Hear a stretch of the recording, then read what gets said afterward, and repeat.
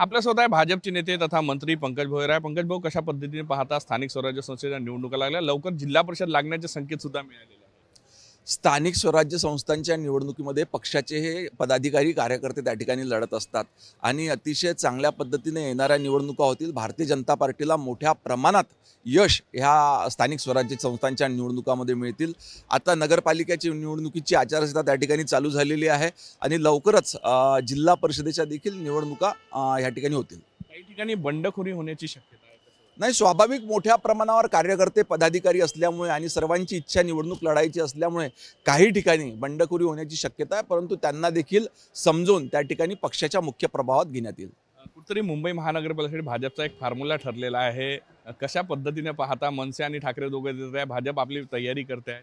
नाही, भारतीय जनता पार्टीनं मोठ्या प्रमाणावर काम मागच्या अनेक वर्षापासून देवेंद्र फडणवीस साहेबांच्या नेतृत्वात आपण त्या ठिकाणी केलेलं आहे आणि मुंबईतल्या लोकांचा देखील विश्वास हा त्या ठिकाणी भारतीय जनता पार्टीवर बसलेला आहे।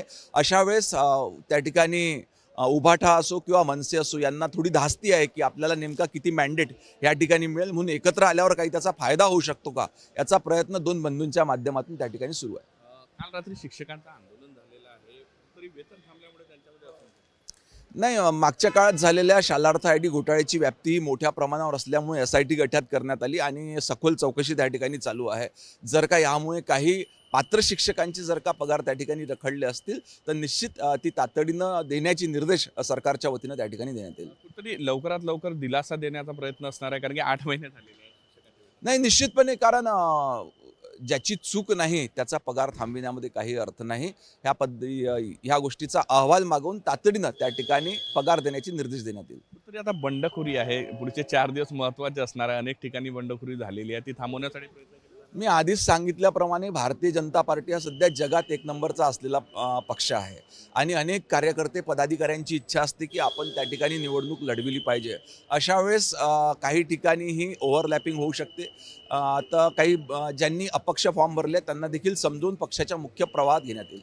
कुठेतरी समजूत काढून जो आहे पक्षाच्या मुख्य प्रवाहात आणण्यासाठी जो आहे तर प्रयत्न केले जातील, असं भाजपचे नेते जे आहे पंकज भोयर यांनी साम टीव्हीशी बोलताना सांगितलं। व्हिडिओ जर्नलिस्ट सौरभ बोलेसह पराग डोबळे, साम टीव्ही न्यूज, नागपूर।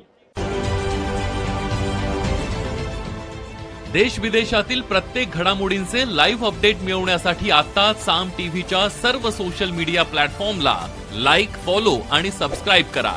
तसंच सर्व नोटिफिकेशनसाठी बेल आयकॉन प्रेस करायला विसरू नका।